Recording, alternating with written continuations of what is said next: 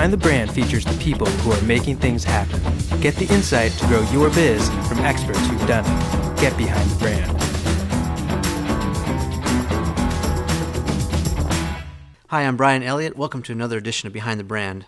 Today I'm here with Simon Mainwaring, founder and author of the book We First. Simon, welcome to the show. Thank you. Thank you, Brian. I typically ask my guests, how'd you get this job? How did I get this job? Well, like most entrepreneurs, you create it for yourself.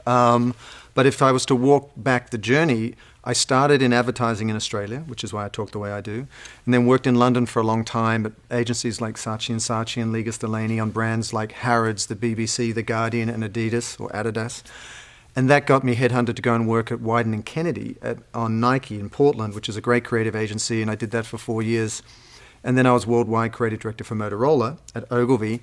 But for the last 11 years, like many of your community, I've been an entrepreneur. I've been a hired gun, being brought in through top ad agencies or digital shops or direct to client, brought in to fix the messaging of large, Fortune 100 companies or startups.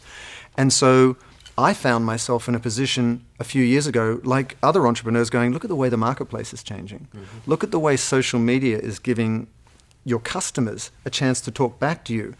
And as a guy who's worked on the Olympics and World Cup and run global accounts, I thought this is going to change everything.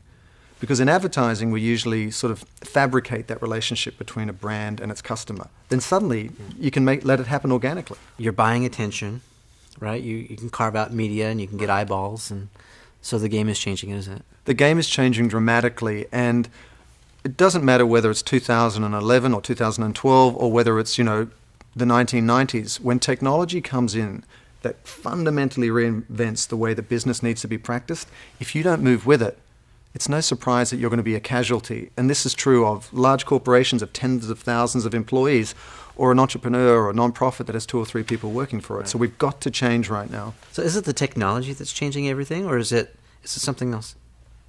The technology is creating new dynamics, and those dynamics are important. I mean, in marketing, the currency we still trade is emotion. If you and I don't connect on an emotional level, you're not going to buy anything I have to sell, no matter what technology lens it comes through. Right. But when social media comes along and is A, simple, and B, effectively free, then all those sort of barriers to entry fall away, and you've got customers saying, I don't agree with this, or I will only support you with my purchasing dollars if you are socially responsible. And that's what we see going on now. Yeah. I feel, too, like this generation, I've got kids who are, in their teenage years now. Right. They're hardwired different than I am. So I'm Generation X. Right. And, it's really different. It seems like the kids these days, I feel old saying that, but like they have this sense of purpose, too. Like it's not just about showing off what they're doing and getting 12 million hits for their cool dance on YouTube, but like it's also giving back and contributing to their social graph or the community or something, doing something new. Do you sense that? Yeah, no, they do. I think they come to the world, like many of us when we're younger, with an optimism and a desire to contribute and a sense of humanity. But there's a big difference. I mean, when we were growing up and were kids and teenagers, it was almost like there was this drive of self-interest. You wanted to get to the top. I'm number one. I'm number one. It's me or at the cost of everyone else. But now there's such a crisis on so many social levels, and these kids are so much more aware of it thanks to the internet and so much more capable of talking about it thanks to social media, that it's tapping into that thing that is innate to them at that age, and they're saying, no, we won't accept our parents' past, we want our own future. Yeah. And so we're going to demand that companies behave differently. And I think, too, just speaking about that youth group, that generation also seems, there's a lot of criticism. Well, they're constantly texting. They're the least social generation of our time. But I think just the opposite is true. There's 2 schools of thought here. There's some wonderful thought leaders like Sherry Turkle from MIT, who's written a book like Alone Together, which is this sense of sort of arm's length intimacy and what's the cost of that. Yeah. Yet at the same time, the ability to connect with somebody on the other side of the world in real time that you could otherwise never reach, that's a whole new sort of spectrum of connection that never existed before. So it's a trade-off, and like anything, I think there's a pendulum swinging. We're all going to be so capable of sharing so much stuff, we'll actually never be having any time to do anything to share. Yeah. And then I'm sure the pendulum will swing back the other way, and people will be charging a fortune to go and have an unplugged experience in the middle of a field. Yeah. Right. But I do see, people connected like never before, whether they're young or old, and I think social media just enables that sharing. And you're right. nothing has really changed. Another author friend of mine, Simon Salt, said, everything and nothing has changed about social media. Right. Everything and nothing has changed about what's happening in the digital world because it's still about relationships. Just these platforms make it easier to share, make it easier to connect, breaking down geography barriers and even access barriers, right? If I want to have a discussion or a tweet with my favorite athlete or actor or whatnot, I can do it now. It's true, and it's almost those timeless traits, the emotional connection between people that's essential. They're almost more true today than ever in the sense that for a long time there were these media monopolies out there. There was television, print, radio that were controlled by a certain number of networks. Right. And they're aligned with ad agencies and Nielsen ratings, and that had a monopoly. That told us what to think, what to buy, what to do, what was cool. Now they've fallen away. It's almost just cleared the clutter away for what has always been timeless, which is it's a connection between people, generally around shared values, working towards a common purpose that makes their life meaningful. And social media has just kind of breathed new life into that timeless quality. And these old monopolies are struggling because their profit centers, their business models don't work anymore. And that's for every businessman, or businesswoman, that's a big challenge. So people watching this show, they're small business owners, they're entrepreneurs, trying to put the puzzle together. What advice would you give them about now? Their brand has a character. They have a face. It's not just a logo. They're actually able to converse and have conversations with their customers. What advice would you give them? There's a huge and critical piece of advice I give them, but where you started with that question is absolutely spot on. Brands, as an ad guy for years, we always get these briefs from the agency, and they always say brand personality at the top and core values, and then you get down to the creative brief. And you'd always skip past those as if, whatever. But now, that's actually true. A brand has to have a face, it has to have a voice, it has to have an identity, because it's engaging customers in a one-on-one basis. Yeah. And it's not just... it used to be broadcast media was one to many. I'd put a television ad on and it'd go to many people watching television. Now I put a television ad on or I put a video on and it goes to you, Brian. Yeah. And then you can share it with many. So that relationship is important. But the biggest piece of advice I'd say is I've spent the last 11 years as a consultant going into these large brands and fixing their messaging. And I've watched this transition towards social technology, social media, social business. And like many new things, we make some fairly obvious mistakes in that 3 years ago we're sitting there going, is social media a fad? And that was the big discussion. Now that question has gone away. And the opposite is true. People are all rushing to social technology too quickly. And what they're overlooking is the importance of brand storytelling in the first place. Mm-hmm. Because if you don't have a brand story that is framed in human and emotional terms, that forges an emotional connection to your customer, right, those tools and channels won't amplify your message. They won't work for you. And unfortunately, a lot of brands, particularly entrepreneurs with limited resources and time, are rushing towards tactics and strategies without a brand story in place. They'll do a Facebook or a Twitter or a Foursquare or a Google Plus strategy, but they wonder why it never ladders up. It never aggregates to a larger brand presence, awareness, community that continues to build their business with them. So as a long-time traditional media guy and now very deep in the social world, it's this marriage of brand storytelling and social technology that is absolutely critical to a startup, a social enterprise, a non-profit, or a small mid-sized brand. Give us some specifics. Let's break it down a little bit more. So maybe take Nike or someone like that from your past experience. I'll give you a great example of community building. I believe every brand needs to become a community architect. And Nike's done several things.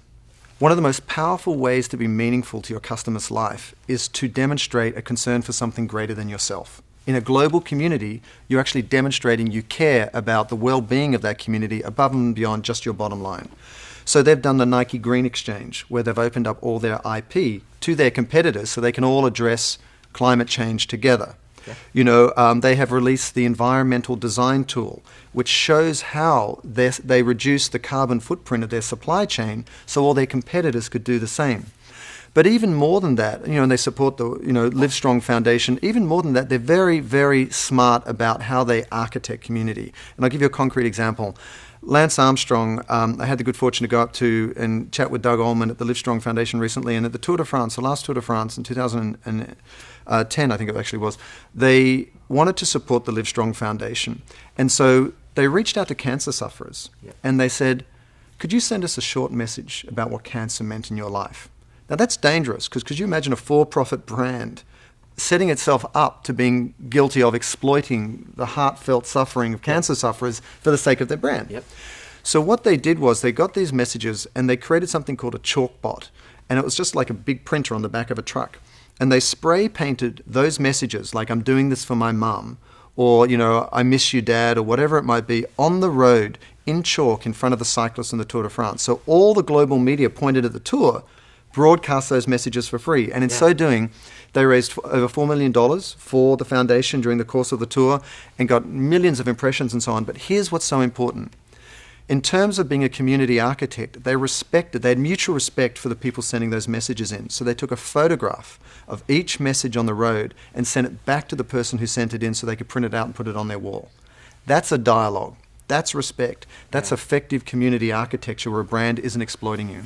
Yeah, that just doesn't leave people hanging. It feels like there's a relationship there. There's a relationship, and they're invested in you, and they actually are listening, and they don't stop listening when the conversation has stopped serving them. Yeah. They actually continue the conversation, and that's what's so powerful. And I'll give you one more example.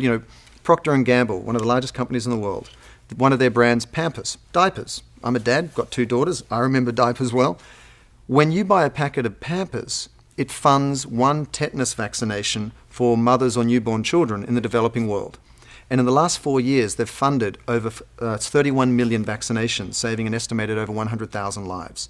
Now, if you look at the alignment between what a mother cares about with a child when they're buying Pampers and the core values of the brand and the fact that that mother can make a contribution to a child on the other side of the world, that is meaningful. Yeah. It aligns. It totally makes sense. Yeah. It's not greenwashing or cause washing. That's where I think the opportunity is so exciting. So do you think this is a trend then? I mean, we've seen success with like Blake over at Tom's Shoes. Sure. You've written this book, We First. Talk to us a little bit about the book, who you wrote it for, and what it's about. We First is my expression of a tonic to the me first mentality that informed business for a long time. It was all about, as an extension of the American dream or whatever, keeping up with the Joneses, everyone was in it for themselves, and particularly business. And that led to 2007, 2008, the global economic meltdown, and the continued behavior of a lot of, business practices which serve themselves, top CEO salaries, the disproportion between CEO salaries and the average employee, those sorts of things that people are very upset about. We First is a new way of looking at business through the lens of an intimately connected and interdependent global community. Because look what happened in 2008. What happened on Wall Street affected Main Street. Mm-hmm. It affected our homes, our jobs, our healthcare, our hopes. It affected Iceland. It affected Greece. It affected the stock market in Europe, Middle East. So suddenly, we realized that we're all dependent on each other. This community, the internationalization of currency, social media, the way we're all connected through business, we're all in it together. Yeah. So the book is a new vision for the private sector where it plays a more purposeful role in terms of leadership, employees, entrepreneurship, and nonprofits. How do they use this social technology to amplify their message, to scale their business, to increase their positive social impact so that the private sector becomes a third pillar of social change to help out government and philanthropy? Because we all know that government has this historic debt. Philanthropy can only do so much. And with all this heightened awareness about business practices, customers out there are going, hold it, you're making how much and you're polluting how much? Right. And these things are getting cut because we can't afford them? I'm not going to buy your product if you're not more socially responsible. And there's some wonderful examples. I mean, you look at Netflix when it had to back down over Quickster because it was 700,000 or 800,000 customers left. Their stock price dropped 37%. They backed down.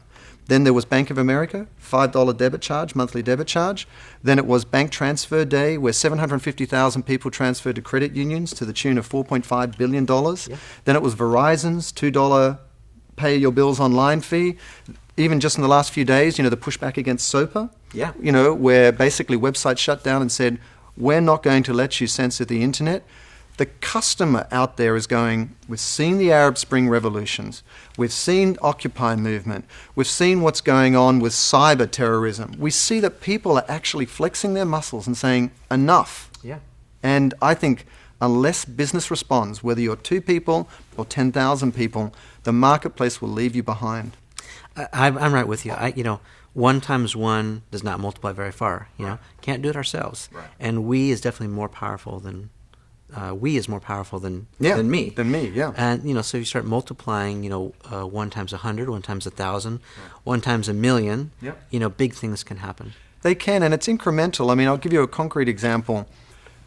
Zynga, the largest social game maker on the Facebook platform, Farmville, Frontierville, Mafia Wars, who has time for those? But lots of people do, and it's wonderful. When the Haiti earthquake happened, they created special virtual goods, those little digital things that you can put inside your game, like a haystack or a loaf of bread, for the Haiti earthquake victims. And they generated over $1.5 million in a 24-hour period, because when people bought those virtual goods for 99 cents, for $1.99, the proceeds went to the earthquake victims. Yeah. So look at the power of scale of connecting social gaming and fun with contribution. And now we see offline brands like Pizza Hut. Pizza Hut has just done a big promotion with Zynga, where if you buy pizza from Pizza Hut, you can buy limited edition virtual goods that you can put inside your games that go to the World Food Program. So there's an offline brand scaling through a social gamer, and together they're supporting a cause that's in alignment with the core values of that brand, Pizza Hut, World Food Program, Pizza Hut. This is what's so exciting, because it doesn't just improve the lives of other people, it drives the bottom line of the business. Yeah. So that's what's so critical. That's brilliant. Yeah. That's good for a big company like Zynga. Sure. You talk about Procter & Gamble, big brands. What can small sole proprietors, people have startups out there, what can they do on a smaller scale? Absolutely. I mean, from a personal point of view, I had to sit down myself and identify what my purpose was with We First. I have 2 daughters. My wife is a Montessori-trained school teacher, and I believe that clean water, women, and education are the 3 pillars to building a better world, and so we support the United Nations Girl Up Foundation. So that's a direct experience of how I came to a solution. So it doesn't have to be lofty or idealistic, it just needs to be personal. But if you're an entrepreneur or sole proprietor, I'll give you a couple of examples. There's a single store in New York called 4 Food, the number 4 and then food.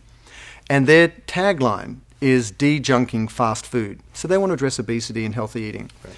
So they invite their customers to create burgers and name them. So there's the Californication burger. And when you go in there, unfortunately, and buy that burger, the more people that buy it, they go up the leaderboard, like the Billboard Top 100. Yeah. So they're co-creating a solution that addresses a larger purpose and building a community through it. Another example, there was recently the first pink hydrangea a flower was invented, developed, and it's pink. And so, they reached out to the Breast Cancer Foundation and said, listen, every time someone buys this flower from a nursery, we'll give $1 towards the foundation. So it's infinitely scalable, whether you're like me, just giving to an existing cause that you care about, or whether it's through the lens of a product like a hydrangea, or whether it's co-creating products and services like 4 Food is in New York. It's so creative. And it's so fulfilling for the sole proprietor, because every day you go to work and every day your 1 or 2 or 3 employees come to work, they know they're actually making a meaningful contribution. Simon, thank you so much for spending some time with us. You've been watching Behind the Brand with Simon Mainwaring. Thank you. This Behind the Brand episode is brought to you by Raven Internet Marketing Tools. Powerful data and tools for online marketers. Get a free trial at raventools.com/behind.